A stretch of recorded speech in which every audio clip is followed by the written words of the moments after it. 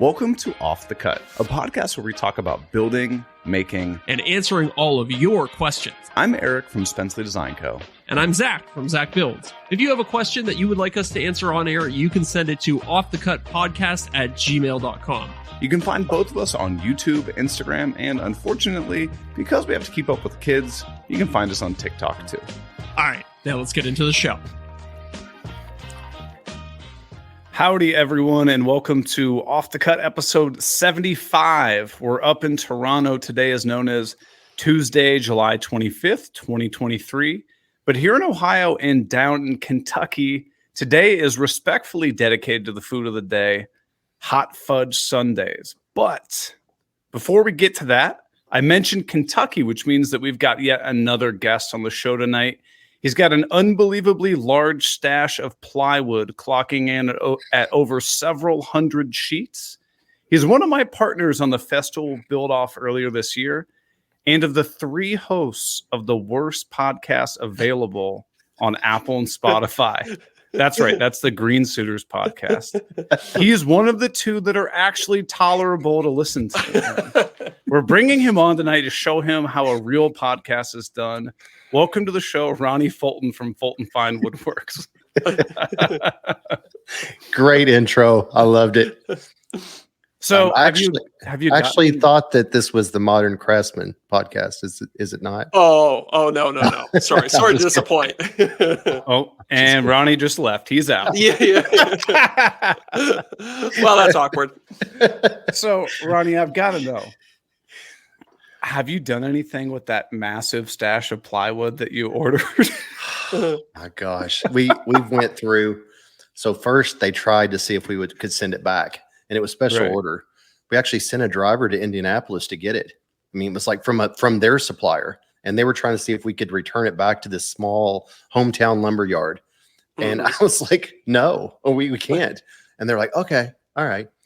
So it's currently sitting on a trailer, on a flatbed trailer, and it's covered up with tarps. And we mentioned Facebook Marketplace. That would blow some people's mind. We would say, 5 stacks of 300 sheets, something like that. Crazy. So wait, it's 1,500 sheets total? How many was it now? It's been a while. It's five stacks of like what you see in a Home Depot or Lowe's. You know those. Yeah. It's 5 of those. Okay. So wow. five stacks that are like 2.5, 3 feet tall. It's a full semi load. Wow.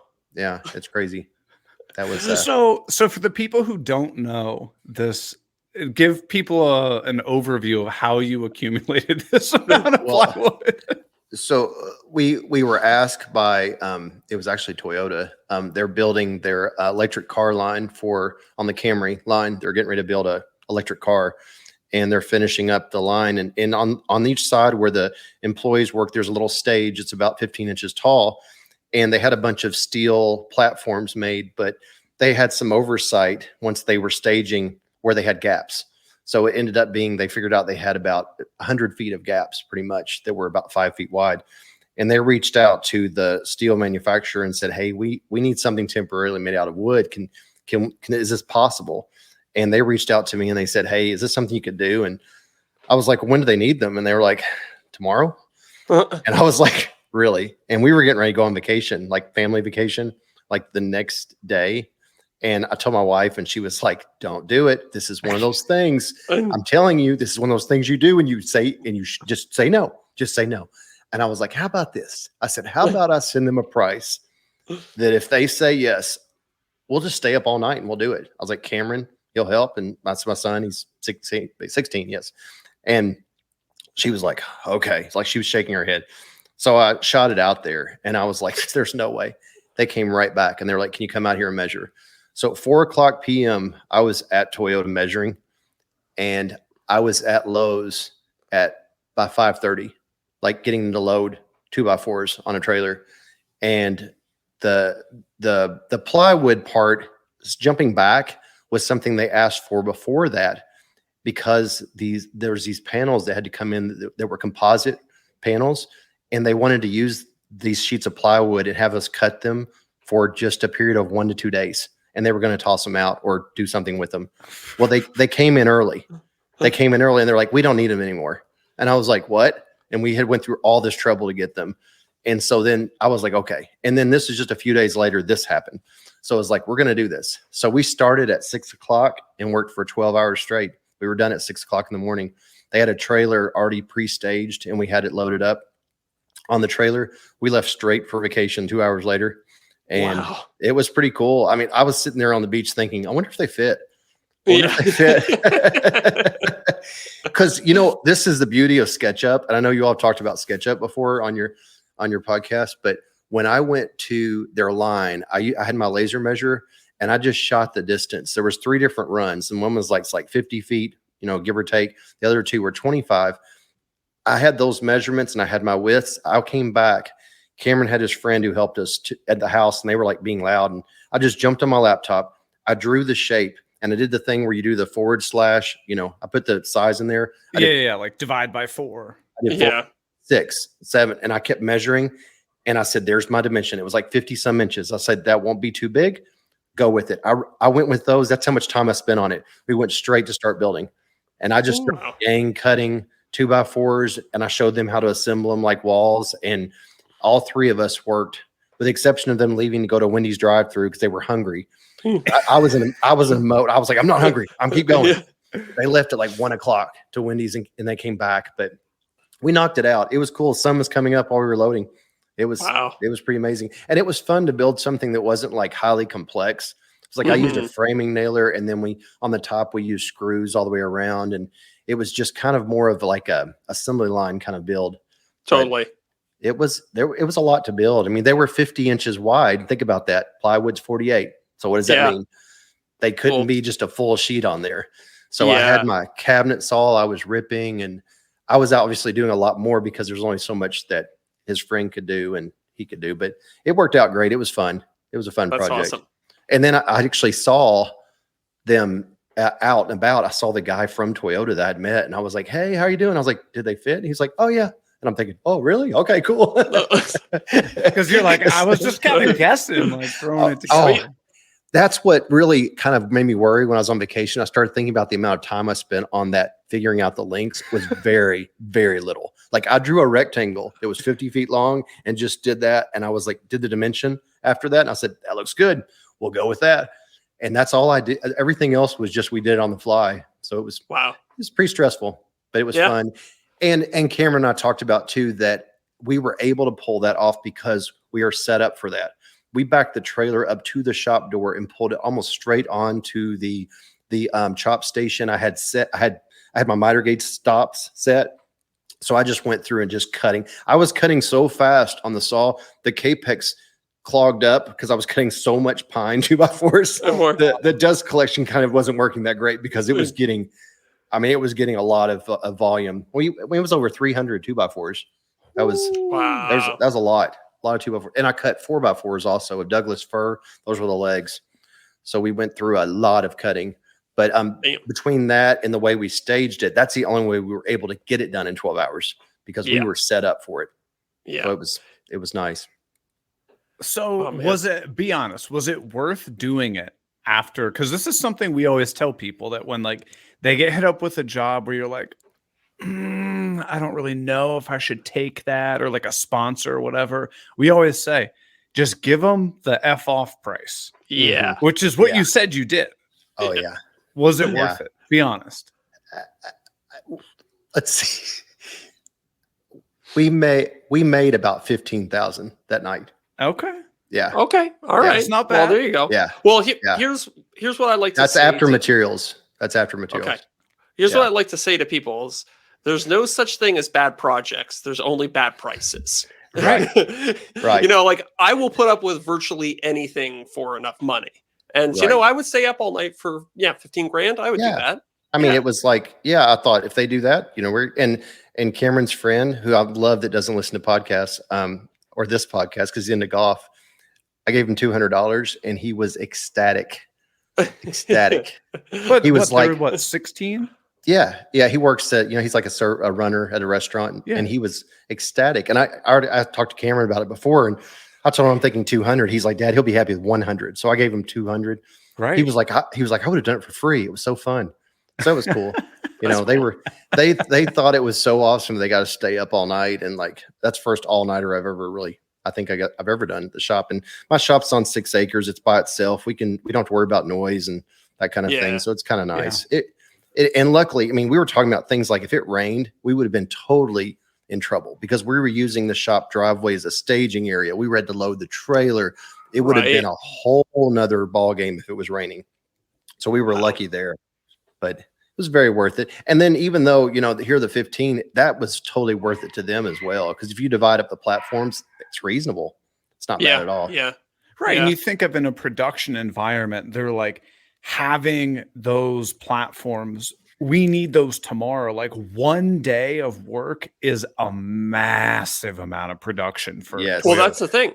If they have to shut down the whole line, the cost to them might be in the hundreds of thousands of dollars. I know how much it is. I used to work for Toyota. Yeah, there you go. They're running 2 lines, and Georgetown, where I'm at, where they make the Camry, it's $32,000 a minute when the line goes down. So Okay, $32,000 a minute. right. Yeah, it's 16 when they're running 1 line, 32 with 2.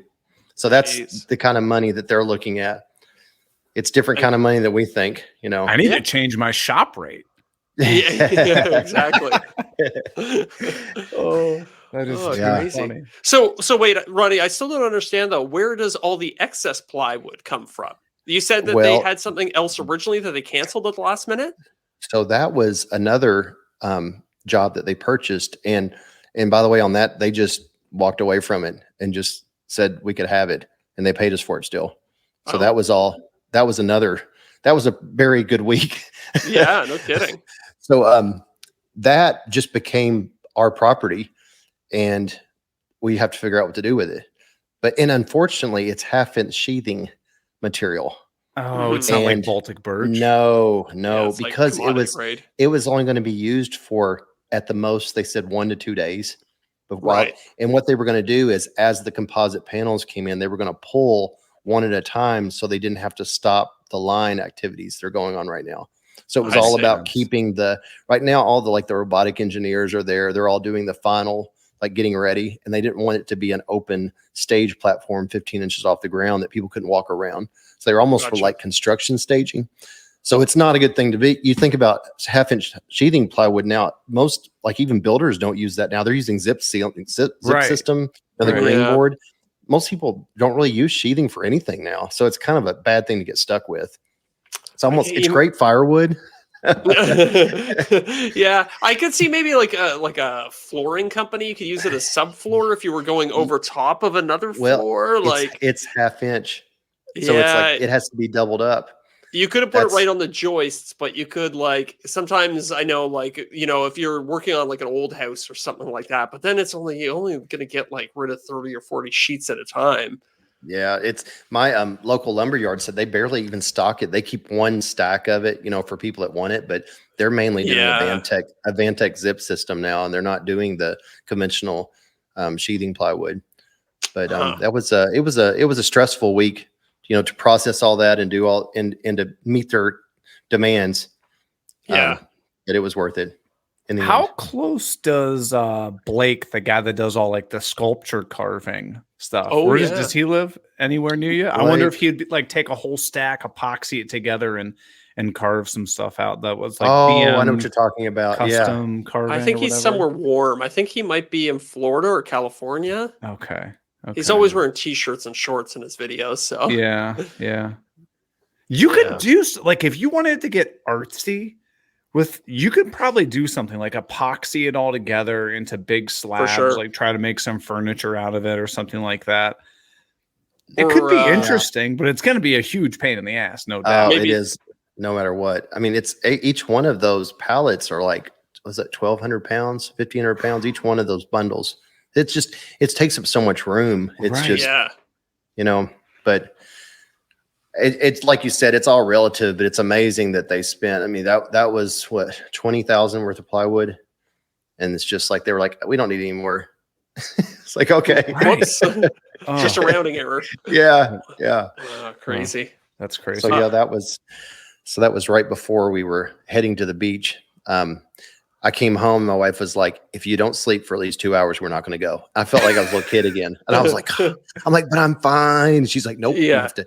So I went to sleep at 10 o'clock, woke up at 12. I'm like, I'm fine. Set my alarm. My pillow started ringing under. I was like, I'm ready to go. So I had 2 hours that night, but I was good. You can do that for one night. Oh. Yeah. Well, and when you have a vacation on the other side, it's not so bad, right? Like if you had to get up and go back to work the next day, it might be a little bit of a different discussion. That would be rough. I got to see the difference too in teenage energy versus mine, because I was like, we're done. I was like, I'm so tired. I just want to go to bed. But before we went, I had to go take the 2x4s we didn't use back to Lowe's, and I didn't feel it. And they were like, "What? Can't we just wait till we get back, Dad?" I'm like, "They're on the trailer right now. If I leave them there for a week, I'm going to come back. They're going to be curled and nasty." I said, "I just want to get them out of my brain and just take them back." So I took them back, and I didn't feel like it. And they're like, "When do you go to breakfast? Let's go to breakfast." And I was like, "I'm tired." And they're like, "You're not going to go with us? You're not going to go with us?" And I was like, "Okay, I'll take one for the team." And it was actually a good move. I think I got a second wind, but then it was hard to go to sleep when I got home. I was like, I'm up, the sun's up, I'm up. Yeah. But it was hard when the sun was coming up and it was still dark. You could see the moon and the sun at the same time. I remember I just laid down on one of those things on the trailer. I was like, oh, this feels so good to lay down. They're like, get up, get up, get up. Oh, that's too funny. Have you? So it seems like you've recovered well from you're out in Germany and Europe, right? When did you get back? Yes, we came back on Wednesday midnight, so really Thursday morning after midnight. So you've had time. I have, but I tell you, I need more. I'm so that 6 hours difference has really messed with me. Like I've had 3 nights that I woke up between 1 and 2 in the morning and just stayed up. Yeah. And then I've had 3 afternoons where I've just fallen asleep like at weird times. When the one that I woke up at 1, I fell asleep at 7 at night. Didn't even realize it. Woke up at 1 o'clock in the morning. Everybody went to bed, and I was just like on the couch, like wondering what happened. Yeah, it's. Did everyone leave me? Because right now, like it's like 1 o'clock in the morning right now. Yeah, in Germany. Yeah, that seems about right. Yeah, it's so different. But yes, we went on vacation, came back, and then we did that. It was like a lot. So a lot of July has been trips for me, which works out. We've always found that July is a good time to travel. I think a lot of people are on vacation. They take July 4th.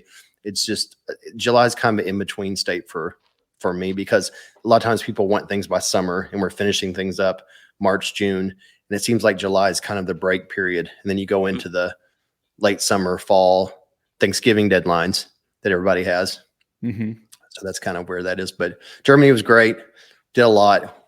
We drove a lot. We drove 770 miles after the trip. My wife went with me, in case anyone doesn't know. Yeah, she was with me. Festool flew you guys out there, right? Yes. We went to the Festool headquarters. We went to the manufacturing facilities. We went to Tanos and Cleantech, where they make the sustainers and they make the backs. And they took us to some cool cities, and Festool's based out of Stuttgart, and then all of the plants, everything's like 30-40 minutes away. So we would let that be our home base, and each day go out to the different places. Tanos and Cleantech, I'd say it's about an hour and a half away. Cool. But the facilities are amazing, just like you would expect. Right. I mean, their manufacturing facility, I thought it would be loud, like a production, even used to Toyota, like what it would be like. Toyota's very clean and overall quiet, but you have noise of, there's just like, are they even working? It's like an office environment, and they're just sitting there so quietly putting together the track saw, in that they follow it through the process. And I think it's so funny. At the end, they put it in a sustainer and it goes on a pallet. They're done. And I kept watching each line. It has a picture of the tool, and a line is like maybe 30 feet long. And at the end, it goes in a sustainer, and the robots come and pick up the pallet of sustainers, and it goes from then. It's like no human interaction. It takes it and does what it takes it to the truck area of the building. It's so automated. It's crazy. So are the saws and stuff, are the tools actually hand assembled, or is that automated as well? So I would say they're hand assembled. There's a couple of processes I saw where they would like put something in a press, would like press something together. And then that hand they would reach in there and grab it. Like they would be responsible for, maybe a person would be responsible for 3 or 4 processes, and then they would hand it over, and there'd be maybe 3 or 4 people working in one of the lines. So they'd be responsible for making that tool from start to finish in their own little line, and each line operated individually. So it's a rather small operation the way that it works. And like they're even putting on the sustainer, you can see them putting the things in. You know how you try to figure out sometimes how they go? They know how they go. They're like, it's really cool. You could tell that they knew we were watching them because they were working like even faster than they normally do. And on one line, they ran out of parts because we stood there so long talking. And the person giving the tour is like, they started kind of laughing a little bit, and they're like, what's wrong? And they're like, well, they were kind of demonstrating how they put it together so fast for you all. They ran out of parts. Oh, that's funny. because they were going a different pace than they normally, do. But that's funny. Everyone. Do they do any of that production stuff where they like gamify the different lines? So they say like the line before you earlier today, they assembled 50 track saws in an hour or something like that, and they post like the high watermark. They do track their numbers. They have screens on the top there's a few stations where they don't do it for the Shaper Origin. They make that there as well. But they do the standard tools like the 55 track saw and things like that. They have their production numbers and where there should be, and they're tracking all of that. And they use a lot of Toyota principles, like they use the Kanban system, the just-in-time inventory, the visual, always seeing for the management to see what's going on. There was a lot, and I talked to one of the production managers, and I told him that I used to work for Toyota, and he's like, "Oh, did you notice we've implemented a lot?" I was like, "Oh yeah, I noticed." It's like, it's very visual control, a lot of visual control, and that's what that is, visual control. Cool.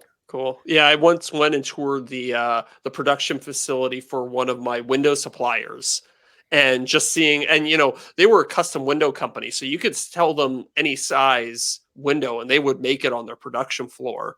But just seeing the whole production system, soup to nuts, was really, really cool, and it sounds like this is very similar. Yeah, it was different than what I was imagining. It really was. I think I was imagining more of an automated line with like a saw going down the, and then like that, Yeah. But it was not. It was not. It was very mostly hand assembly of like screw gun assembling things, and very, very. It was laid out very organized, and you could tell that it had been thought out to every detail. Do they use their own tools to assemble their tools? That's actually a really good question. It's almost like going into like the Willy Wonka candy factory. You don't even know what to look at.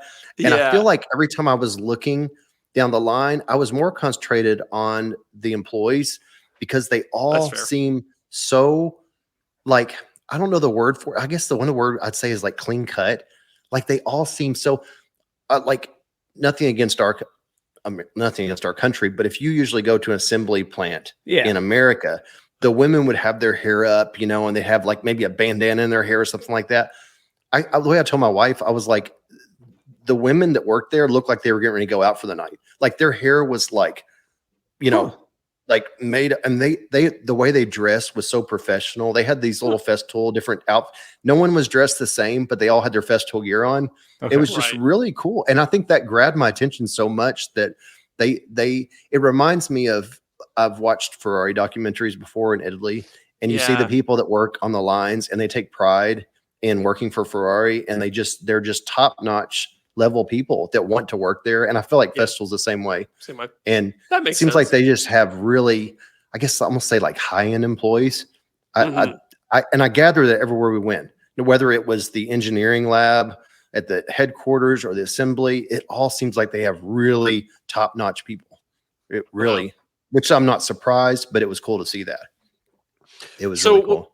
When you go there, is it more of a I'm just like, what's Festool's motivation for sending you there? Are they trying to better educate you, or are they trying to, I don't know, maybe excite the employees a little bit? Like, what do you think their motivation is? I think that's one of the things that I like in my brain. I'm thinking when I'm there, I'm like, what is their motivation? And I had to put together some of the event that I wasn't clear about, because there was other people there when we got there. There was only like 5 of us from North America. And I'm like, who are all these other people? And then I finally figured out that the other countries in Europe, including like New Zealand and all over, they invited like just a small group. And then they also invited the Festool like marketing person from that country. We were all together at the same time. So to me, it was like a worldwide event of bring together a group and let them see the latest tools, let them have a tour, kind of, just kind of almost like it's like a PR event, I guess, in a way. Yeah. But there were 3 translators that were with us at all times, and we all have headsets, and you have to turn it to the channel of your language. Oh, that's so funny. But yeah, it makes sense if it's an international event. And it was cool because the translators, and I talked to the one for us, she was with us the whole time. So I feel like I got to know her. She went to dinner with us one night, and she kind of reminds me of like a librarian. So you can tell she's extremely intelligent, and she just real quiet, but she would stand right with us and she'd just be like, the reason why we brought you here today to Festool, you can't hear her, but you can hear her here. And then all you just hear is German or whatever they're speaking up there, whoever's speaking. But it was very valuable what she was doing. The only part that was bad about it, though, is people were like, if I was sitting next to Lydia or Kyle or somebody, if they say something to you, you have to go, what? So you're constantly, you can't hear the people you're with because you're listening to this. So, and then every once in a while, I'd be somebody who spoke English, and we'd be like, oh, we can take them off. And we were doing that the whole day. They would take them back from us and put them on chargers. Then we get them back the next day. That whole thing within that, the coordination of that was overwhelming. I don't know how they did it. There was a lot that went into that. I didn't even think of that. They were nice too. They were that brand's Stinghauser or something like that. I recognize the brand from like band equipment and things, but they had a bank of those. And there was at least 3 languages because there were 3 translators there. Wow. And I also asked the translator what other languages she spoke. And she said her mom lives in London. German was her first language. She speaks Spanish and French. And she's worked for Festool for 3 years as a translator, as a contractor. And I started thinking when I was on the bus, she knows everything about Festool. She knows all the classified stuff. When the CEOs come over, she's the one that's talking to on both sides. I'm like, man, talk about a confidentiality she has to sign off on. She knows everything. Ironclad NDA. Yes. Because she told me that she's been there for a while. So I know you can't talk specifics, but did you get to see any of the new tools that we know are coming out in 24, 25? No. Okay. So the things that we all talked about this, some of the things that you see on the Europe site, that they haven't confirmed are coming here. We saw those tools, sure, but they still haven't confirmed if those are going to be coming to the US. Right. And I don't think they know themselves, a lot of the people that were giving the tour. Right. But we did get to experience those.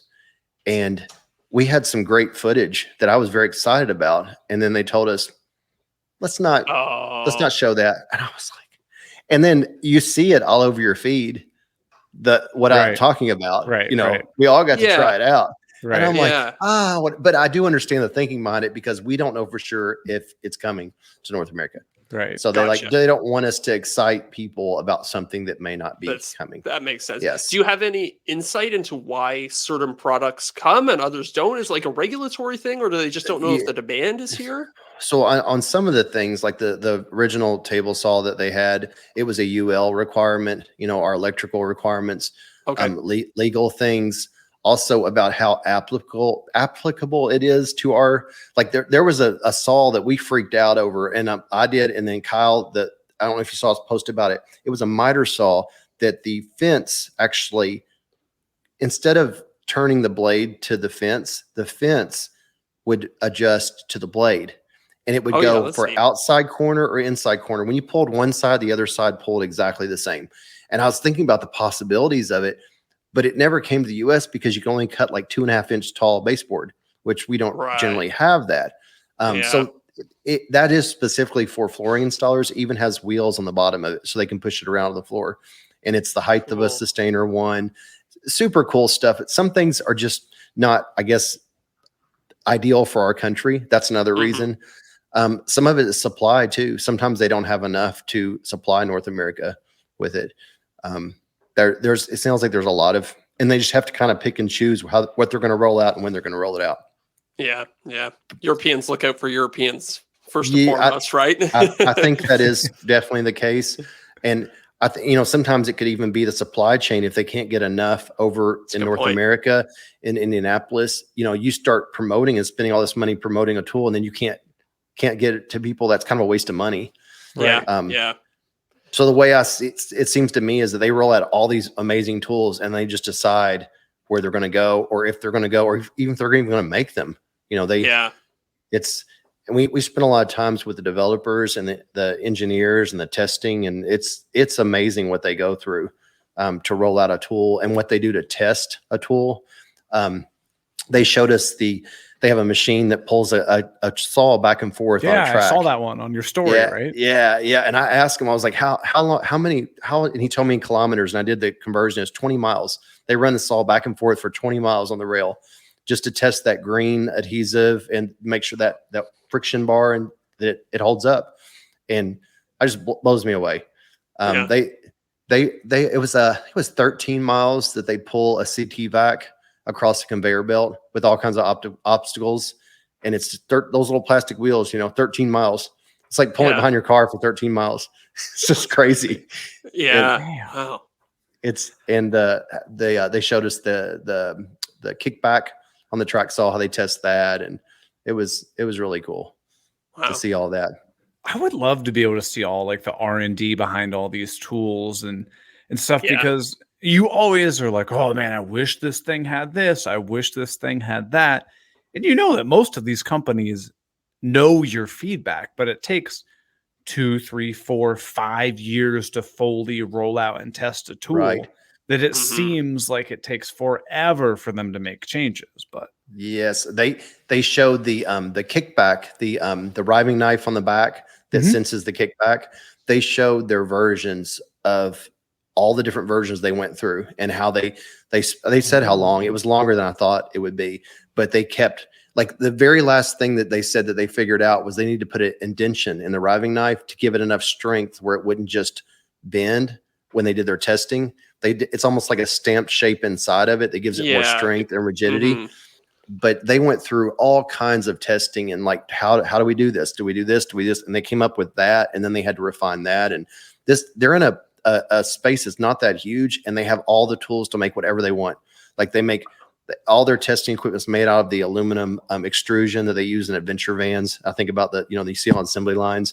They make all of their fixtures and housings, and they have all the metal tools, and they just make the prototypes. And it'd be a fun area to be in. I bet. Now, I have to ask you, did you get a chance to see the exoskeleton? Because I'm super curious about this exoskeleton.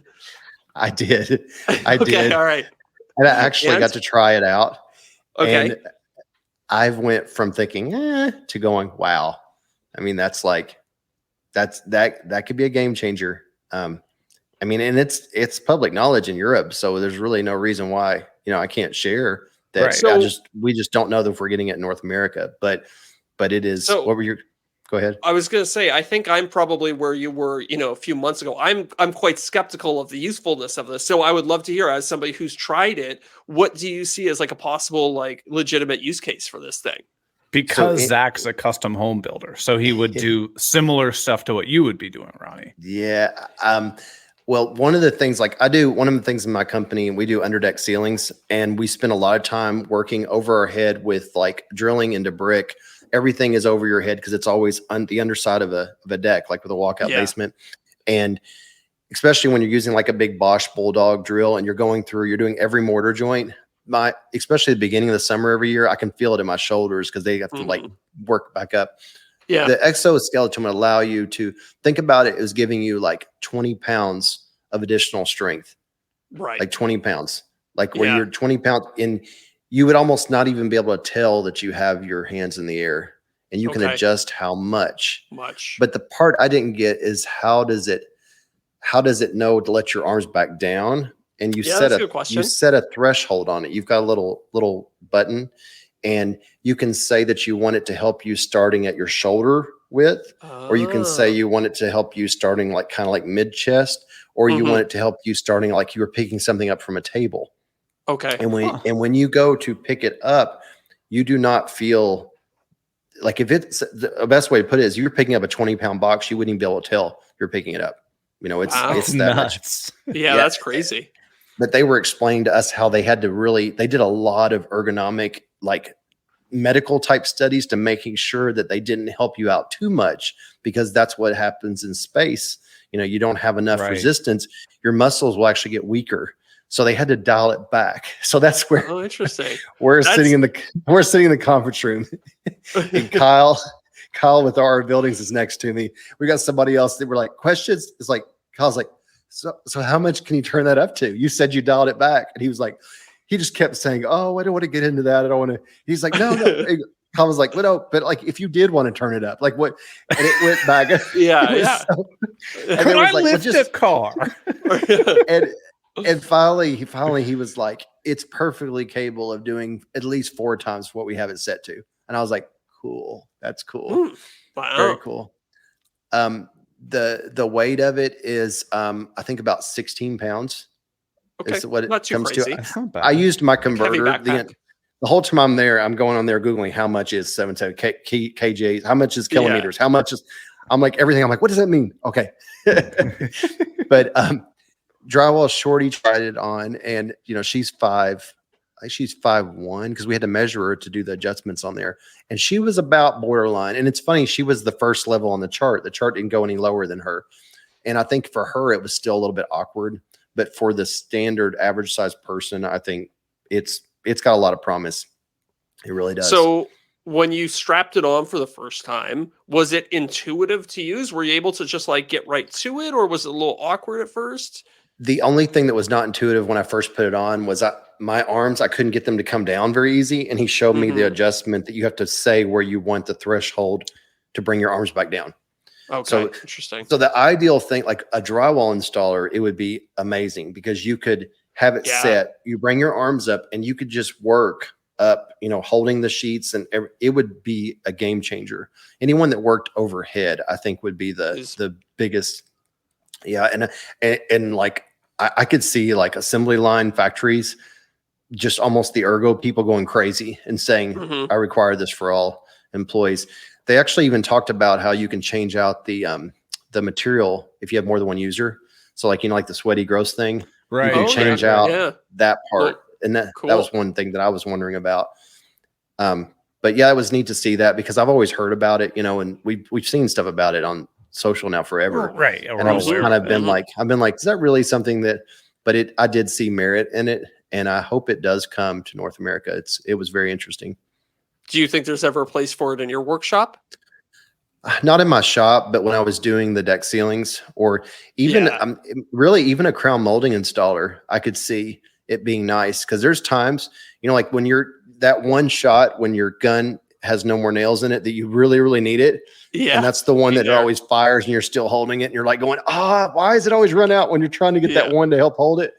It would be nice to have that, you know, extra strength, or really just no strain on you. Yeah, for sure. For sure. It has a lot of settings. You look at a chart and it tells you what to set it on. The backpack. The backpack part will spread open, and the arms and everything adjusts to like your size, body, based on your height. It kind of has suggested settings. So it's well thought out, and you can tell they spent a lot of time developing it. Oh, I bet if we're seeing it now, it's probably been in development for 10 years or whatever, right? Oh yeah. Sedge has said before, he's like, you wouldn't believe some of the things are going to come out 4 or 5 years from now. And I hate when he says that to me. I hate it. He's done it to me since I've known him. He's like, just wait till next year. And you're like, what, Sedge? What? Just wait. He likes to mess with people. Like, I remember I was asking him about a cordless trim router, and he just kind of goes, yeah, wait. I don't know. You'll just have to wait. So it's just like, Sedge, is it coming? Right. And the face doesn't change. I don't know. Yeah. Just have sometimes you can see a little ting in his eye, a little sparkle. It'll go ding, and you're like, I saw that. Yeah. Sometimes he's like, you got to watch for his response. You got to ask it and just watch. Sometimes. So the exoskeleton, what does it run off of? Like 18-volt batteries? Yes, same batteries. Same Two batteries. Of them? One, I believe it was one. Really? How long? The engineers were where they put those in there for us before they put them on. It may have been 2, but I think I only saw them put 1 on there. But it is the standard 18-volt battery that goes in the 12 pack. Okay. And do you like, this might be too technical a question, but do you know how long it lasts on one battery? Like it can't be all day. No. I assume it was. I don't think I heard that question asked. Okay. I think we were so excited to try it out. Like they had us sitting in a conference room and they were talking about it in the slides, and we were all sitting there going, "Are we going to get to try it out?" Yeah. I was so excited, and that's why I have the footage of trying it, and they're like, "Yeah, let's not put it." And I was like, "Oh no!" So eventually, maybe if they roll it out, I'd be like, "I've got footage." We were using it with the Planex, the drywall. Yeah. To give you an idea, I was holding it with one hand and sanding. Oh wow! Hand, with it out straight out. I've used my Planex for a long time, and I always have to do, a small section of the ceiling. And I'm like, I need a break. I'll do the wall for a little bit. Yeah, it burns after a while. Same. I have the Planex, and when you use it overhead, you really start feeling it quickly because you're holding that weight, and you're also moving it back and forth, and you start getting a burning in your shoulders. It's awful. So that would be another person that would be not just for hanging drywall, but for sanding it. It'd be unbelievable. Yeah, true. I'm definitely going to want to get my hands on this, but I might even just buy one, make a video about it, and then return it. Cause I don't know if I would. Festool does have like the 90-day guarantee or whatever it is. Exactly. I'm sure there might be some fine print on the exoskeleton that like, if you buy it, you got to keep it. But who knows? I heard some side conversations. I feel like somebody was talking about that it wouldn't even be sold in tool stores. It'd be sold in like a different type of store. That's like maybe like a ergo workwear type store and not in necessarily a tool location. And I think it's going to be very expensive too, from what I gather. I would imagine it's at least 2,000. Yeah. I was thinking more like 10. No, I'm just from what I was hearing, like people were talking about Europe thing. I think I was hearing somewhere in the 3-4 range is what I was hearing. That seems about right. Okay.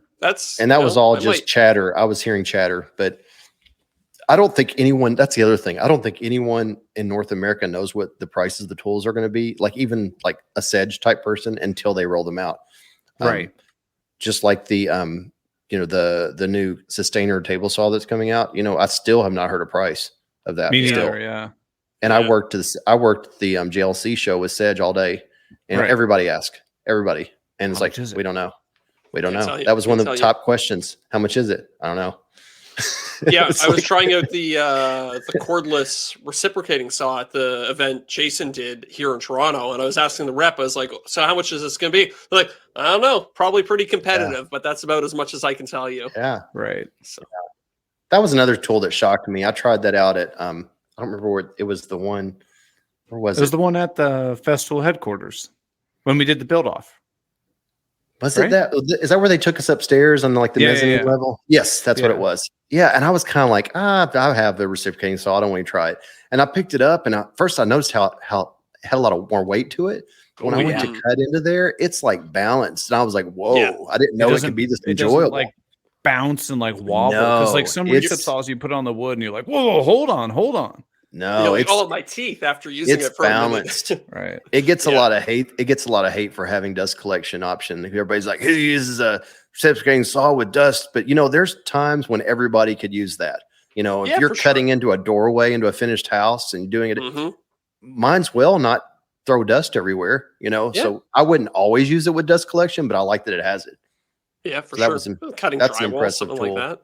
Yeah, that's why. Cutting drywall with 2x4 stud wall, just cutting it out, maybe. Yep. It'd be a great application for it. Yeah. So that's an impressive tool. So Ronnie, I want to know, your full-time business is custom home remodeling and stuff like that. Mm-hmm. How do you balance doing that while still being in the content creation game? Because I think a lot of people think like, oh, if I'm, remodeling homes full time, there's no way I have time for content. How do you manage that balance? I'm not sure that I do manage it. I mean, I've realized for a while now something has to give, and it's like it's a struggle. Like I would say a lot of times my work week on that side, the remodeling type, ideally is like a 3-day work week. Right. and then I need 2 days for just like creating and like doing other things.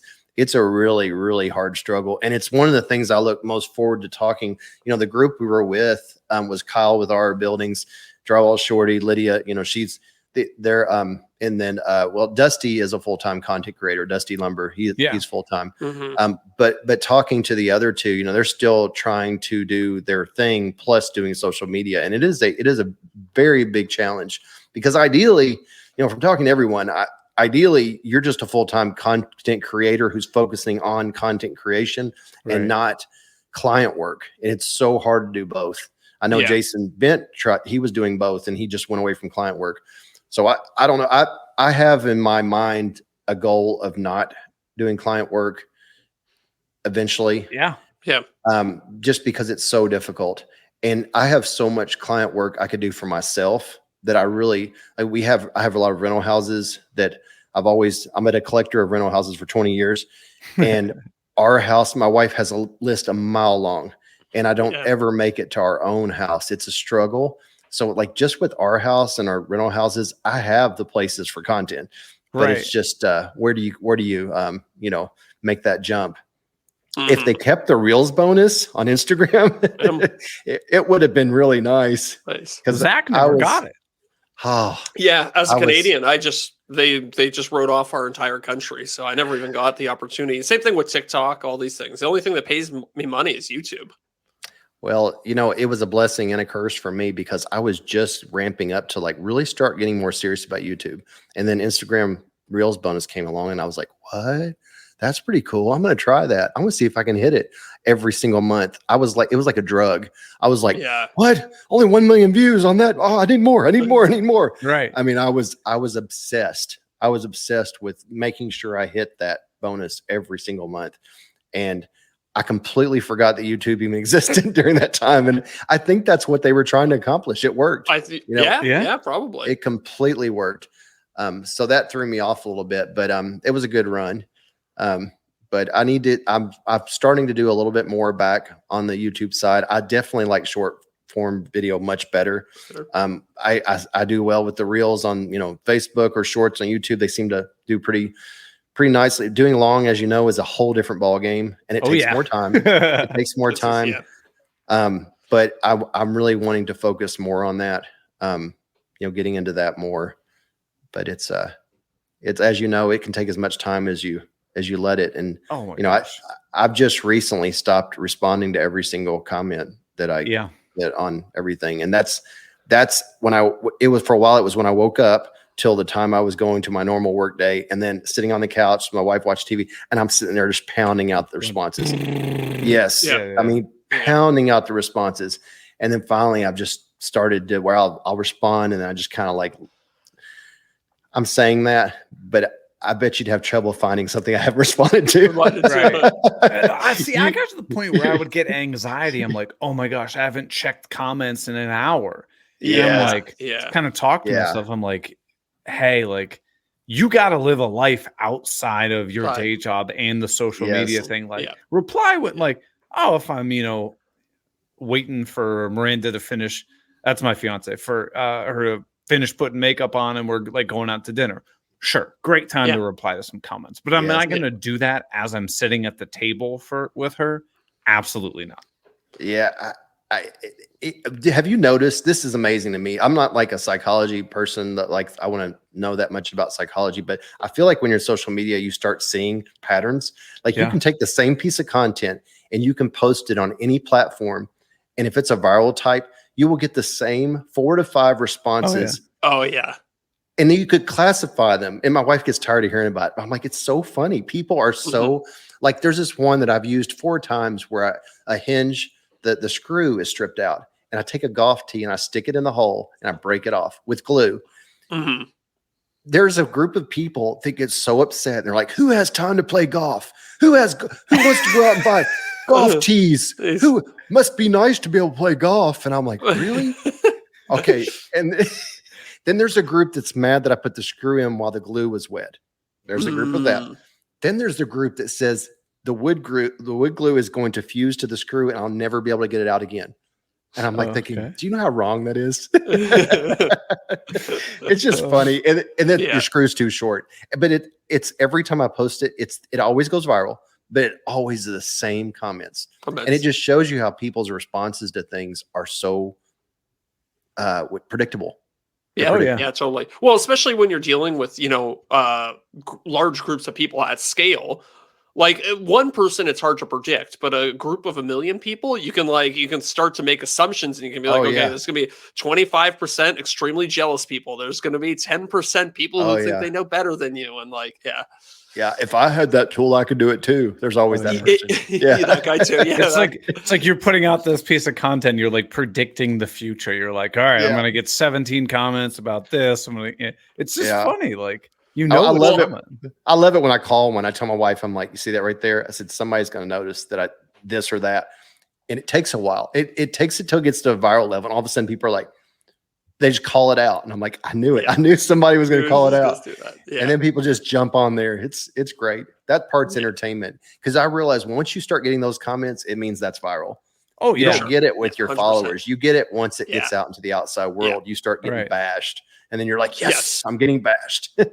Well, yeah, I actually take negative comments now as a sign of like a job well done in a lot of ways. Because I'm like, I am getting out beyond my normal audience to like a new group of people. And when you start getting mean comments like 40 minutes after you posted it, that's a really good thing. Oh, yeah. That means it jumped right out there. That's great. Yeah. I've got every once in a while when I post videos, especially on YouTube, I'll leave little like tiny like troll bait things in there. So sometimes I'll be like, cutting a piece and then it'll like drop on the floor.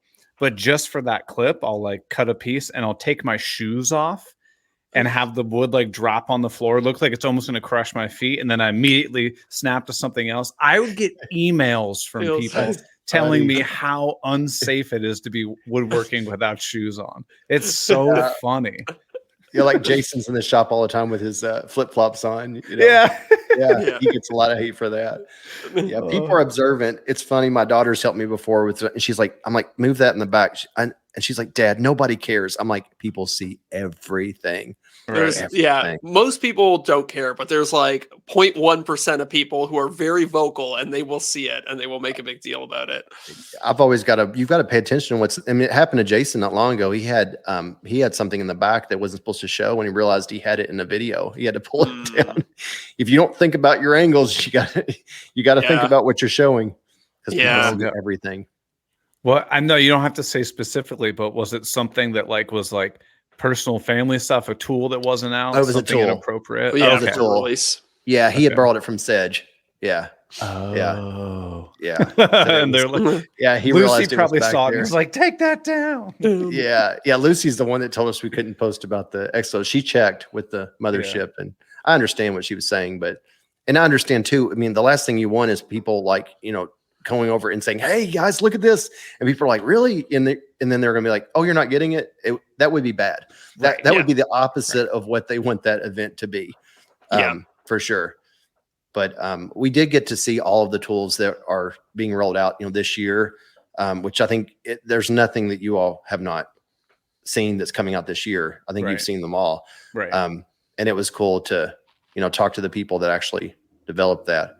Another fun fact that I noticed when I was there, we were at the Planex booth, and this guy with like dark brown hair, kind of a ponytail, he's sitting there talking to us. And I look over at the graphic wall and I see that's the guy in the advertisement for the Planex. I started realizing every one of the places we went to, the engineers, the people you see on the Festool ad, those are the guys that are the engineers and the people that are the product experts for that tool. So they're not like paying people. Whenever you see the guys in the catalogs, like those are their actual people that are responsible for that tool. That's why they look so done up on the production floor, because they never know when their photos can be taken. That's right. This is my time to shine, baby. Getting in that catalog. I'm going to be in the centerfold on the Planex catalog. That's awesome. Oh, I didn't tell you the highlight. I'm definitely bragging right now. I was pretty excited. I was pretty excited. We were at the exoskeleton booth, and this guy comes up to the door and he goes, Ronnie. And I'm like, what is he doing? He goes, I'm the line leader on the TS55 line. He's like, I'm a big fan. Can I get a picture with you. Oh, nice. And I was like, that's awesome. So, it gets better. He taps Kyle R. Buildings, who has 42 bazillion followers, on every platform. He goes, "Hey, will you take our picture?" And Kyle's like, "Okay." He's like, "How do you want it? Portrait or landscape?" And he was like, "I want a portrait, landscape. Do it all. Just keep hitting it. So he grabbed Dusty and got a picture, and that was really cool to me because I told my wife, I'm like, I went to Germany and somebody knew who I was. That's so cool. Cool. That's awesome. That was so cool. And he asked me if we saw the line. And I was like, "Oh yeah, it was so cool." And he was very proud of his station and asked if I saw where. And I was like, "Oh yeah, we were out there already." He's like, "Oh," he goes, "I must have been on break." He goes, "I'm so glad you got to see it." It was just really cool. And the whole time I know this guy's speaking English as his second language, right? Which, I feel like a big dummy going to that country where everybody just about spoke our language, but we don't speak theirs. Right. That's right. It's amazing. Yeah. But it was a great opportunity though. And it was fun. So do you get recognized in public often? Cause I don't. Maybe like 3 times I have. Yeah. If I go to like a woodcraft or a lumber supply yard or something, or like a show, like if I go to the IWF show or I go somewhere, you'll see the long stare type thing. Most guys won't say something to other guys. Yeah. We've talked about that before. They'll just kind of give you the stare, or they'll tell their wife they know who you are, but they don't really, say anything. But that's about as far as it's really, really gotten with me. I think it's kind of odd. I've learned by the long stare. So the first show I ever went to was with Jason and Sedge for the Festool thing at Hartville, and I saw like people staring at me, and then I talked to Jason about it. I was like, "Hey, I've never been to one of these things before." He goes, "Oh no, when you have men stare at you, it's that they recognize you, but they don't want to be awkward and hey, I know you." So you just go, "Hey, what's going on, America?" And then it's kind of it's just a weird stare. I was waiting once for them to load like lumber at a hardwood supplier, and I was looking at my phone. I saw this guy kind of looking at me, kind of gave me a little creepy thing, and all of a sudden he goes over and he goes, "Hey, did you ever get that so and so installed?" And I'm sitting there thinking, how does he know that? Yeah. I've had that too. And then I realized, I was like, and the other thing, my van, I'm regularly tagged on stories because people will be next to me on the road and they'll tag me. And that is so weird to me. Like one time I was at a red light, and it looked like the husband and wife were looking over. I was like, they must be looking for woodwork. They're looking for my phone number, which is not on my van. It just has my company name. That's it. And then the next thing I look, I've been tagged on a story, and it's my van going down the road. It's odd feeling, to have that happen. Yeah, that's another odd one. But I purposely stopped posting to Facebook 12 years ago because I was attracting all the people I knew who wanted me to do the projects for free. So I just went, I wanted to keep doing it. So I went to Instagram and I started doing it more like on a worldwide stage. So it's very odd for me when it locally because I just tried to purposely get away from my local market. But I did just recently start posting to Facebook. I'd say I don't know, maybe a month and a half ago. And I had 600 followers on Facebook, 672. And I think I should be hitting 10,000 this month. And I've just been reusing. I've been reusing content that I've used forever on Instagram. So I'm just putting stuff out there, and it's good. It's kind of a new goal. I thought, well, they own each other. Might as well be on both of them. Right. Yeah, for sure. I was super inspired by Brad Rodriguez's talk. That was it. Yeah. Workbench Con. I completely put off Facebook. I was like, Facebook is for old people. It's stupid. And I'm like, holy smokes. Me too. I'm making a good amount of money on it now. And I'm like 70 followers away from unlocking their long form monetization thing. And I have so many videos that are 3 minutes long that I could just go boom, boom, boom, boom, boom, boom, boom, boom, boom, just put them all out. Yeah, I kind of feel bad about taking a 12-year break on it, because when I first started my business and I left the corporate world, that's how I got all my business. It was people I knew, and I was posting. And then once I felt like I didn't need that anymore, I stopped. I just stopped because I didn't want them to call me because I was already too busy. Yeah. But now I'm jumping back in there, and it's funny. People I know are seeing these videos and they're like, "We're really enjoying your videos. We really like what you're doing." And I'm like, I didn't just start doing this. You're just now years. You're just now seeing it. Right. Yeah, you're just now seeing it. But it's been interesting. But yeah, I went to that same one. Jason, Sedge, and I all went to it, and we were all just sitting there with our jaws open after that class, because I was like, I'm leaving money on the table by not, doing Facebook.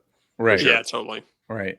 So I want to know because I have not signed up for this. This new Instagram Threads thing. Have you guys signed Yeah. up for this? I have. I did. I think it's kind of DOA though. I was reading a news article that like the traffic on is like a quarter of what it was on like the first week. Now. Well, it looks like to me another Instagram. It's another place to post a video, a picture, or at first everybody was treating it like Twitter, and then I started seeing I was tagged on something.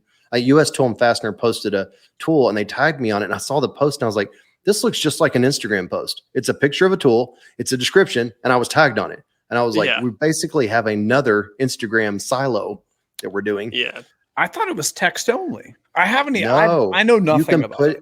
I didn't know that either until I was tagged. You can put a picture on there as well. So it's basically another posting site, but more in a Twitter format, I guess. Huh. Is there any monetization available? Nothing right now. But what we all found out at the same time is once you install it, you cannot uninstall it without deleting your Instagram. I heard that. Oh, really? Which is tricky. Very tricky. Yeah. I think that's very tricky. So I've got mine. Bug? Or do you think that's a real feature?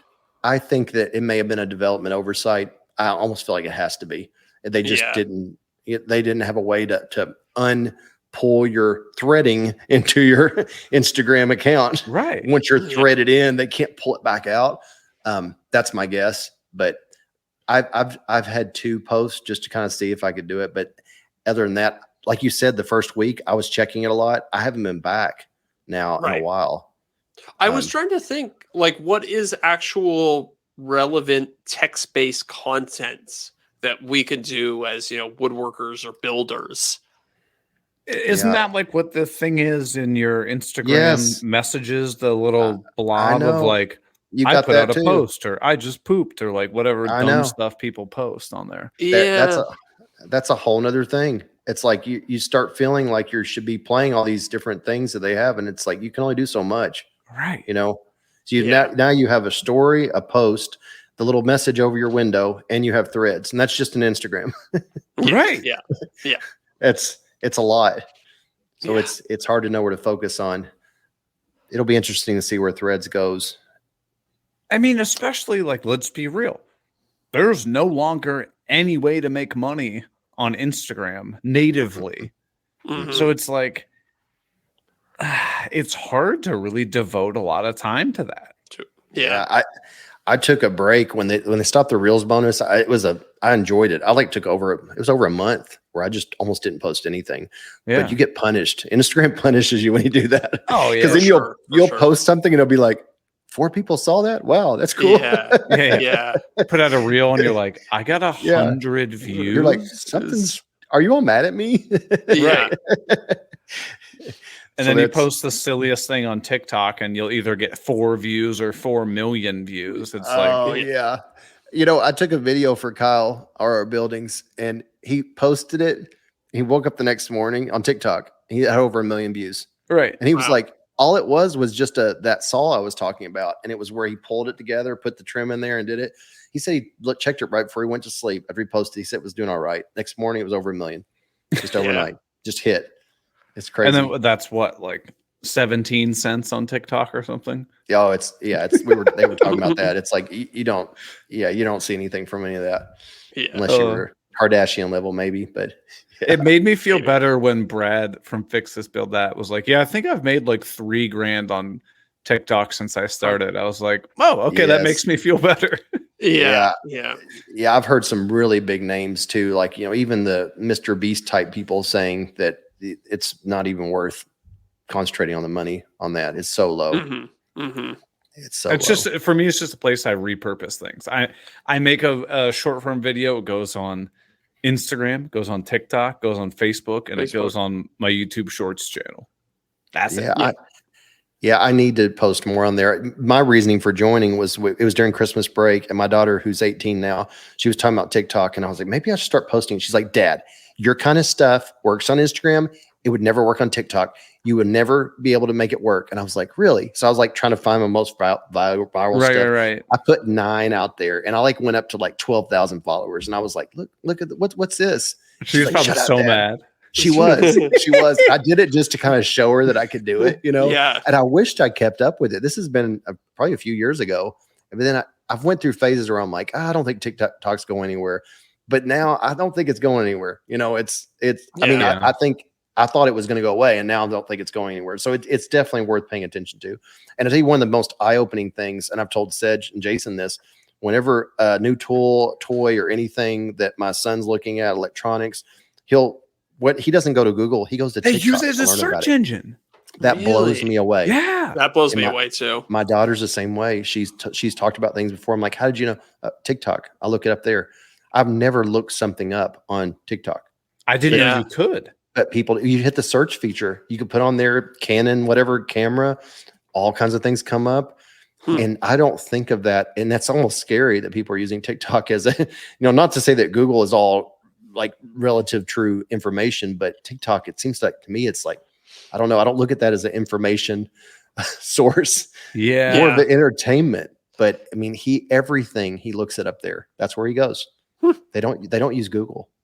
They don't. That's wild. It's interesting. That's a 16 and 18-year-old. They don't.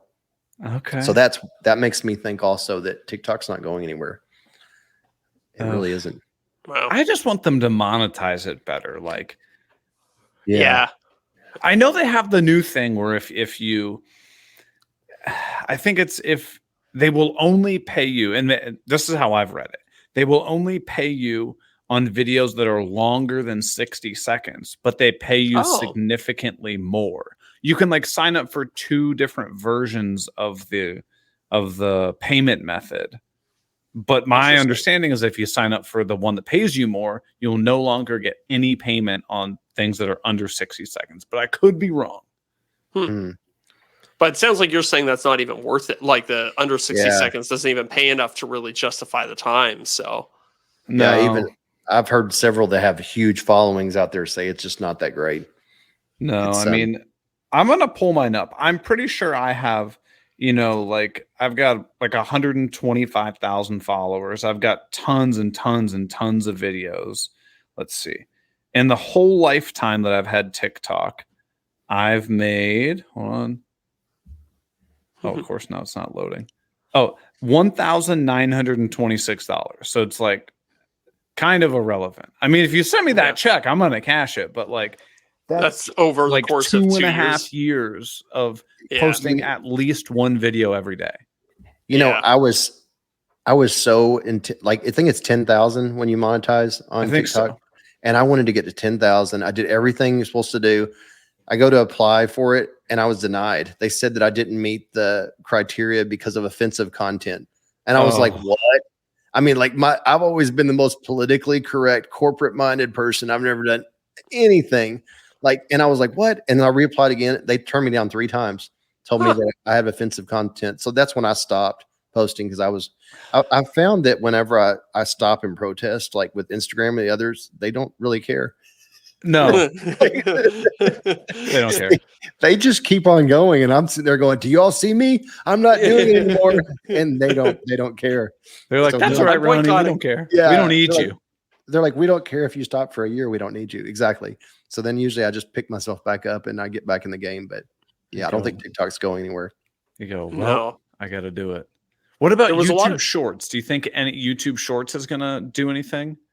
I like YouTube Shorts, one, because I can use an Instagram Reel and Shorts together. It's one piece of content that I can use across both. And I do fairly well with Shorts because I think I feel like I mastered the Reels. So I definitely can feel like I can knock those out.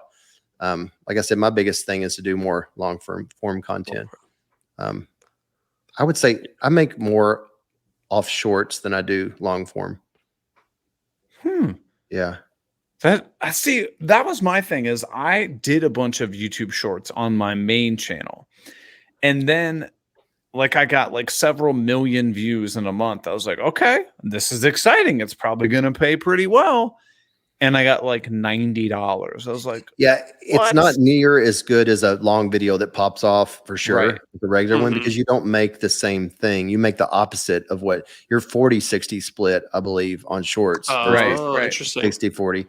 And but what I like about the Shorts is that what really annoyed me about Instagram is you come out with a really great video, it would pop off like 2 weeks into it, it'd be viral, and then after it's been out there for 30 days, you didn't get paid for it anymore, and that was really annoying me. So I'd only have like 2 weeks of viralness and get paid for those views, and then that video would continue to go on. Like I'd hit like maybe 2 million on a video after 30 days, and then they're not paying me for it anymore, and then that video went on to have like 10 million views. And you're like, well, on YouTube Shorts, it doesn't have an ending, which is nice, just like the long videos. So what I've found is if you have enough shorts that are viral, that are always kind of continuing to get, you can build those on top of each other, and you can see a sizable amount. But you know, it takes work just like the other side. Right. So I've seen success with that. It's not as good as the Reels bonus. I mean, I was loving that. That was awesome. But little did I know it was turning into my full-time job. Right. Did you have like full intention of like turning it into a full-time job, or was it just like, oh, it's kind of cool? Like I knew Reels was temporary. I knew it was, but I was just fully embracing every month. I was like, is it going to come out again? I don't know. Is it going to come? And I would get that invitation every time. And then all of a sudden I got an invitation, and it was like, they were like, you get a new bonus. And it was like, did you get the max one that was $35,000?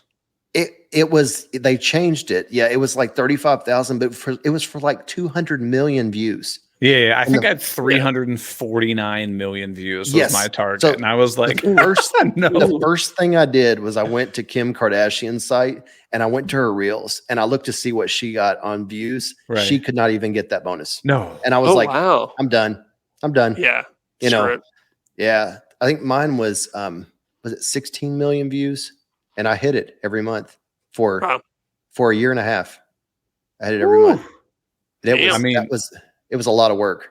Do the math, people. It's not a linear scale. It's a good amount of money that you're making every month off.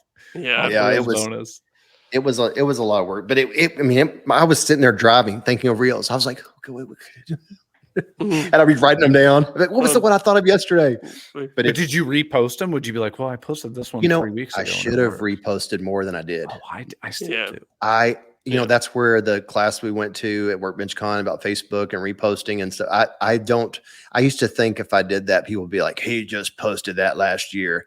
But I've got a new saying that I tell my wife all the time. I'm like, you know what? I just posted that one about the hinge and the golf thing to you. I was like, posted it because I didn't remember myself that I posted it. If I don't remember I posted it, no one else does. Right. Yeah. So and then not only that, most people didn't even see it. No, people don't see your posts. It's like you almost need to post something 3 or 4 times for enough of your. I think of us all as co-workers out in the social world. Right. Most people don't see people's stuff.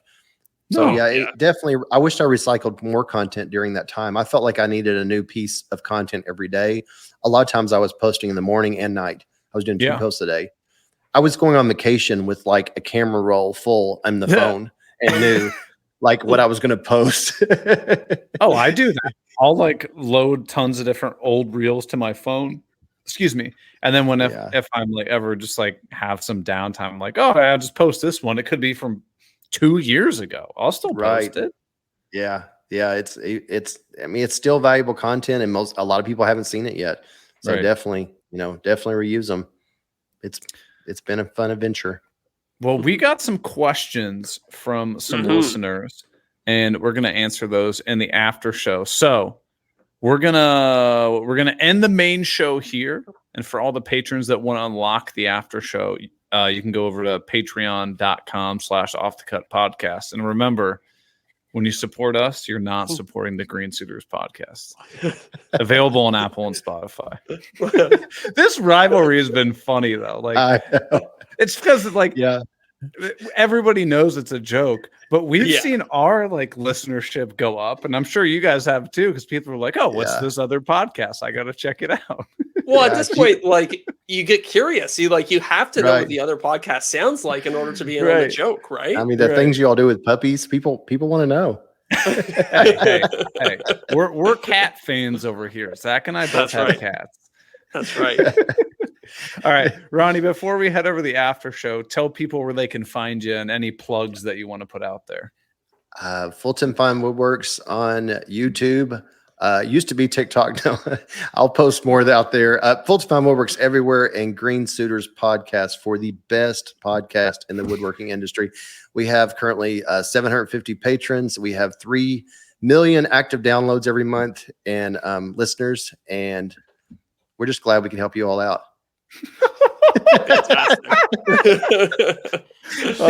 Ronnie, thanks so much for joining us. Everybody, thanks so much for listening. We'll catch you at the after show, or we'll see you next week if you're a freeloader. See you, everybody. See ya. See ya.